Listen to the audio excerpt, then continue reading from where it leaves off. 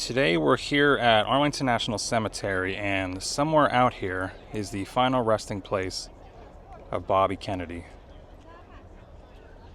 Hey y'all, my name is Nick and I travel across North America in search of famous graves and dark history locations, and in today's video we are discussing the life and death of Bobby Kennedy. In this video, yes, we will be going to Los Angeles, California to see the former location of the Ambassador Hotel where Bobby Kennedy was assassinated. But before we do, I want to start here in Arlington National Cemetery, Arlington, Virginia, because this is where his story comes to an end.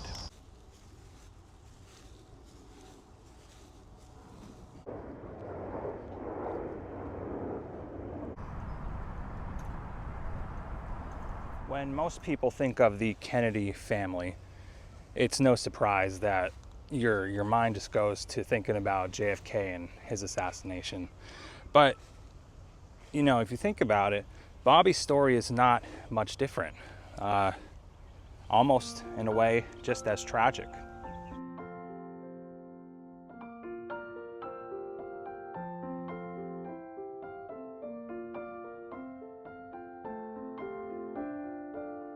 Bobby Kennedy spent most of his life beside his brother, protecting him, advising him, fighting for him.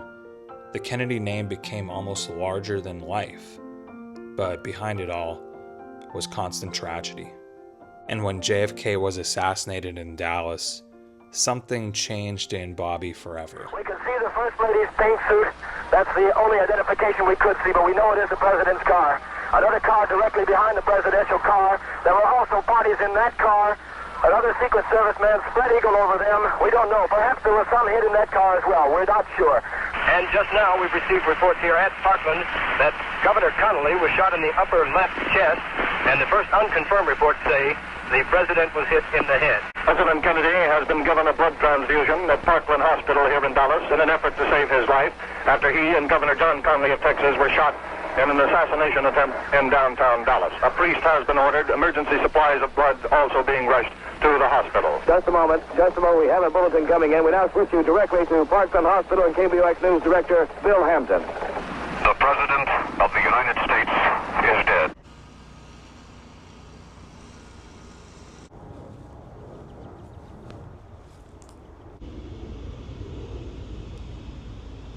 When you walk through Arlington National Cemetery like I am today, you could really feel this kind of weight of history in a sad way. You know, it's like there's so many lives tragically were lost, so many people buried here, so many lives that got cut way too short, and it definitely brings a certain feeling to you, if you know what I mean.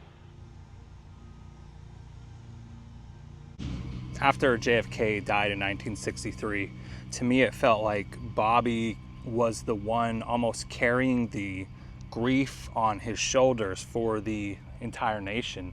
And you kind of get that feeling when you read about him and you see photos and everything he was going through after 1963. All right, y'all, so right now we are temporarily going to leave Arlington National Cemetery. We're gonna hop a plane and we're gonna go all the way to the West Coast to see the former location of the Ambassador Hotel where Bobby Kennedy was assassinated. Let's go.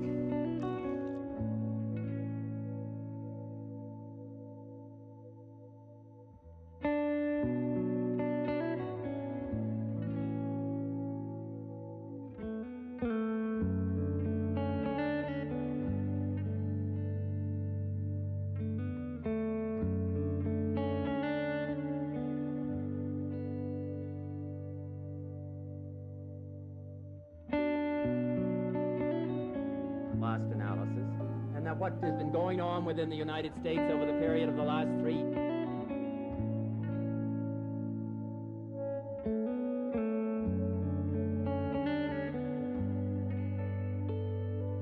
Well, we made it to Los Angeles, and this is where the life of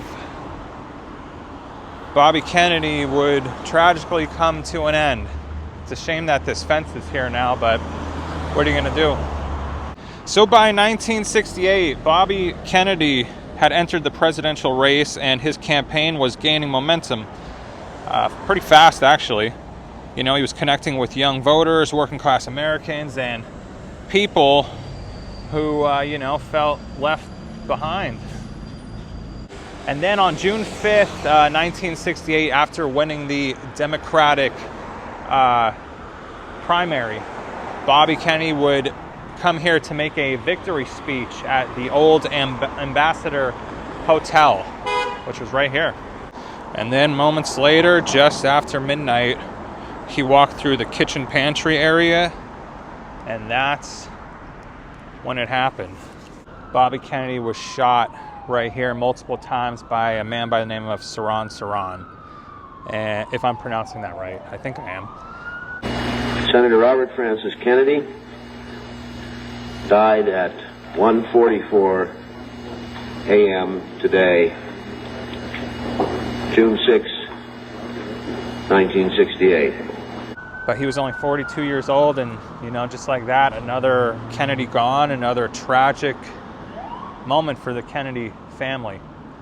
You know, which is just so mind-blowing to me.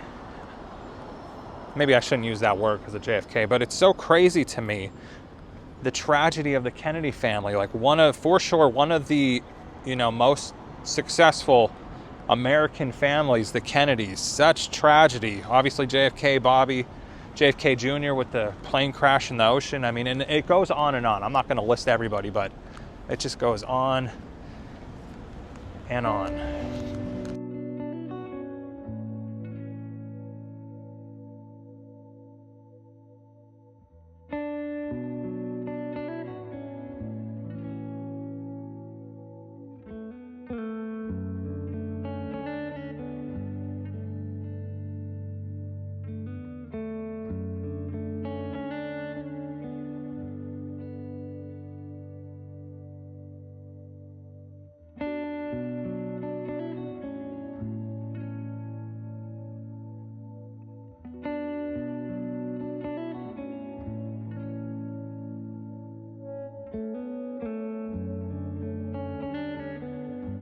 After his assassination, Bobby Kennedy was brought right back here to Arlington National Cemetery to be buried near his brother, near the eternal flame, and in a cemetery and story that haunted him for years after JFK's assassination.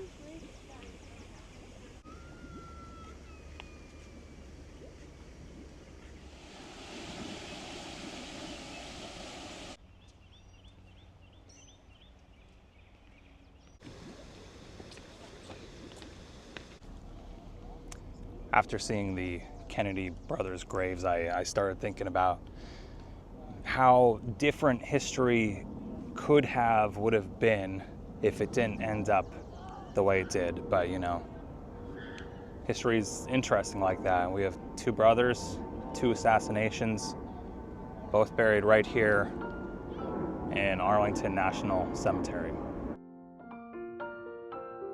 Even now, decades later, people still come here wondering what might have happened if Bobby Kennedy had lived.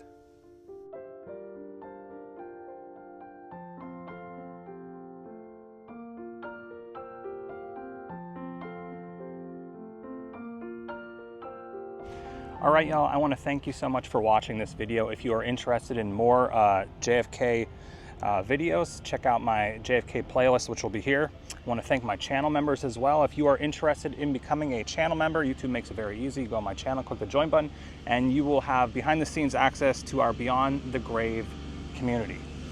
Thank you once again, and I'll see you in the next video.